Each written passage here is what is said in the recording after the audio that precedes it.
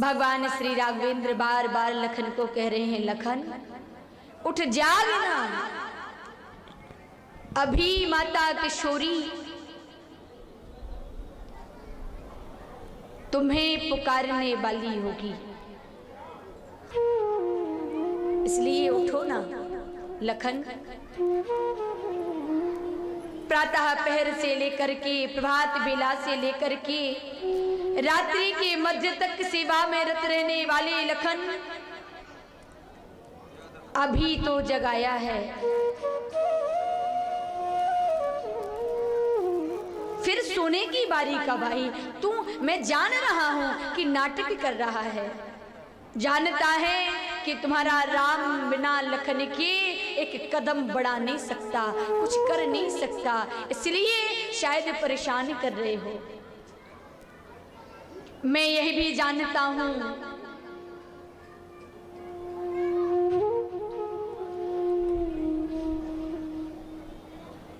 बड़ा होकर के आए थे कृष्णावतार के समय,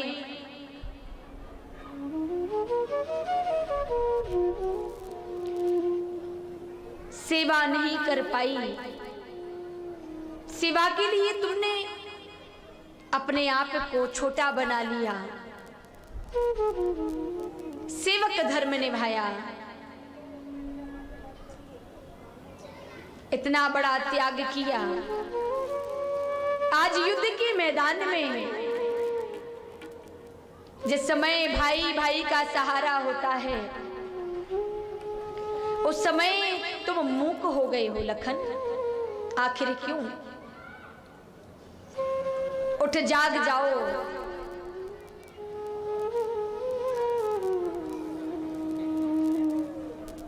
और राम यदि होते नहीं भारत की धरती पर तो राम का इतिहास कुछ होता नहीं।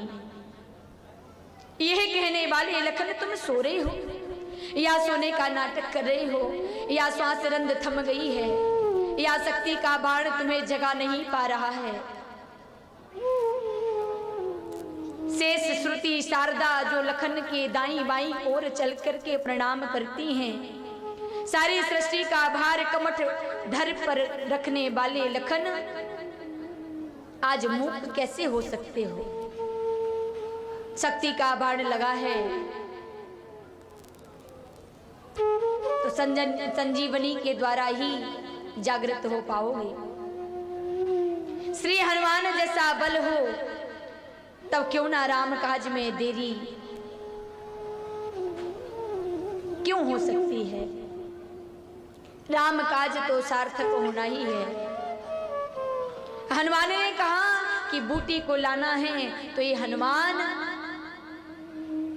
जहाज की भांति जहगिरी चरण देहे हनुमंता, चले हो सुगा पाताल तुरंता, जिमी अमोघ रघुपति करिबाना, यही भांति चले हो हनुमाना।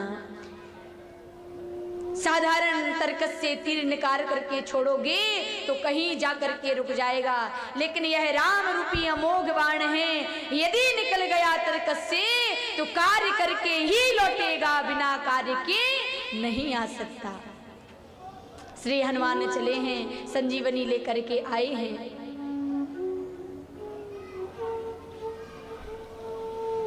गोद में लेटा करके श्री राम लखन के माथे पर अपना वरद हस्त फेर रहे हैं।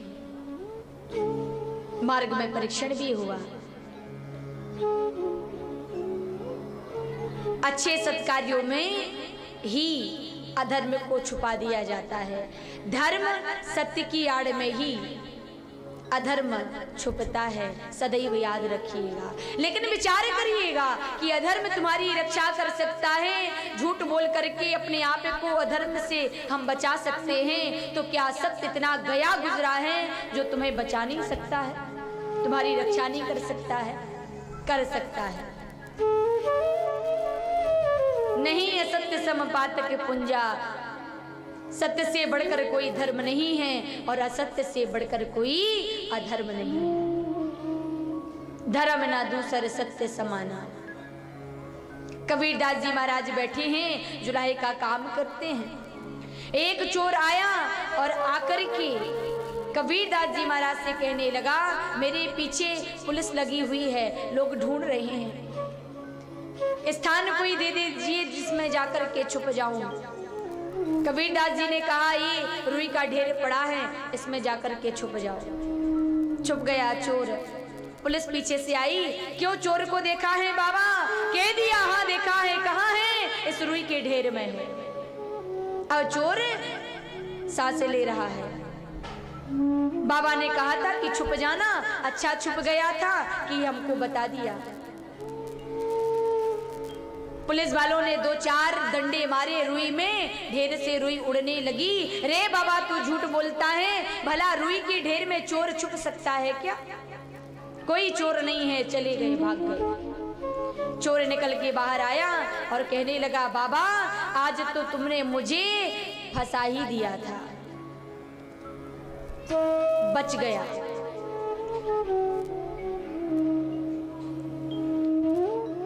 कबीरदास जी महाराज ने कहा, बच तो गए हो ना? हाँ, लेकिन बता क्यों दिया था? तुम तो सत्य बोल बैठे कि मैं उस रुई के ढेर में ही बैठा हूं। पकड़ा जाता तो ये अच्छा रहा कि मेरी रक्षा हो गई। कबीरदास जी ने कहा, मैं झूठ कहता कि तुम रुई के ढेर में नहीं हो तो भी तुम्हारा रक्षण होता, तब भी तुम बच जाते।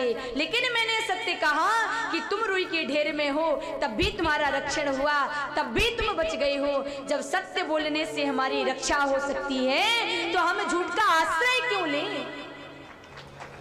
और सत्य स्वरूप तो भगवान है, साक्षात सत्य में ईश्वर का वास होता है।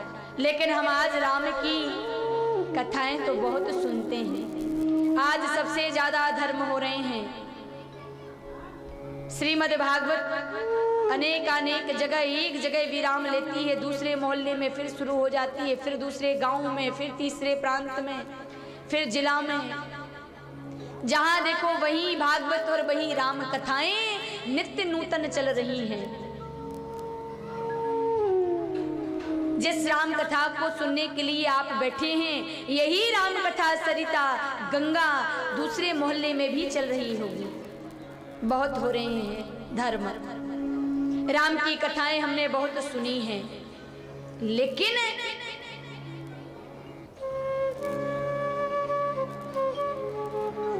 राम की नहीं सुनी है। राम की कथाएं तो सुनी हैं, लेकिन राम की नहीं सुनी है। राम से मांगा है हमने, लेकिन राम को नहीं मांगा। यदि हमने राम की मान ली गई होती तो आज हमारे घर स्वर्ग बन गए होते। आज हम एकांत की तलाश में, शांति की खोज में कहीं भटक ना रहे होते। आज हम जीवन में समझौते धारण ना कर रहे होते, क्योंकि हमने राम की मानी ही नहीं है, केवल राम की कथाएं सुनी है। बदलाव क्या आया है, यह सर्वोपरि है। राम कथा सुनने का फल तभी प्राप्त होगा जीव को, जब हमारी जीवन की एक एक बुराई का हम त्याग कर दें। भले ही वह बड़ों को अपमान करने की आदत हो या निंदा का स्वभाव हो, आप कोई व्रत धारण ना करिए, लेकिन कभी विचार करिए कि हम मौन व्रत धारण करेंगे। आज मैं किसी की निंदा नहीं करूंगा, आज मैं किसी को सताऊंगा नहीं, आज मैं किसी से बुरे शब्द नहीं बोलूंगी। यही आपकी पूजा है, यही आपका व्रत है। इसी व्रत को धारण लखन ने किया था। सेवा सर्वोपरि है, श्रेष्ठ है, लेकिन राम की सेवा से राष्ट्र की सेवा श्रेष्ठ है, क्योंकि मेरे राम भी तो राष्ट्र की सेवा के लिए आए थे। एक ज्योत है सब दीपों में, सारे जग का नूर एक है। सच पूछो इस दुनिया का, हाकिम और हुजूर एक है। हर मानव माटी का पुतला, जीवन का आधार एक है। हर मानव के अंदर देखो जीवन की सच्चाई एक है। लोगों की तो बात छोड़ दो, मानव की हर जात एक है। सीधी सच्ची बात मान लो, हर जातों की जात एक है, हर जातों की जात एक है। सारे जग का नूर एक है।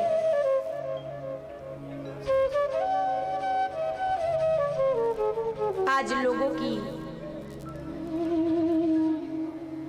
अंतिम इच्छा क्या है, हम क्या चाहते हैं? लोकसभा बसंती चोला पहनकर आएगी तो गली गली वृंदावन बन जाएगी। भगवान लखन संजीवनी के द्वारा जागे हैं तो जगाया गया है, क्योंकि जागते वही हैं जो अंदर से जगाए गए होते हैं। राम रावण का युद्ध हो रहा है। लखन ने कहा कि विभीषण अंदर की सच्चाई गहराई को जानता होगा।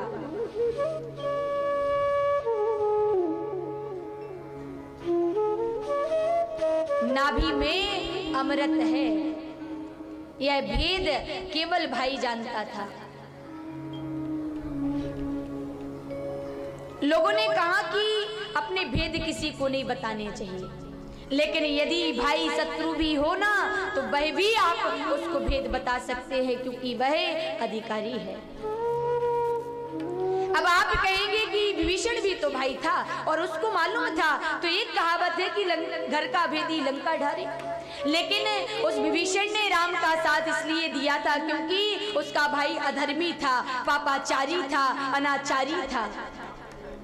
यदि आपका भाई धर्मी, पापाचारी, भ्रष्टाचारी है तो आप उसका साथ छोड़ करके राम कार्य में साथ देंगे, फिर आप अधिकारी नहीं हैं उसको भाई कहने के। भगवान को ज्यादा प्रयास नहीं करना पड़ा। सभी देवताओं का चिंतन कर, सभी देवताओं को प्रणाम कर राम ने तरकस से तीर निकाला और ऐसा बाण मारा भगवान श्री राघवेंद्र ने कि जान्यो मनुज करी धनुज, कानन दहन पावक हरि स्वयं। भगवान श्री रघुनाथ चला रहे हैं, जही नमत शिव ब्रह्मादि सुर प्रिय, भजेऊ नहीं करुणा मयन। जिस समय भगवान श्री राम ने अजन्मते पर द्रोह रत पापोघ मय तव तनु अयम कह करके बाण छोड़ा तो रावण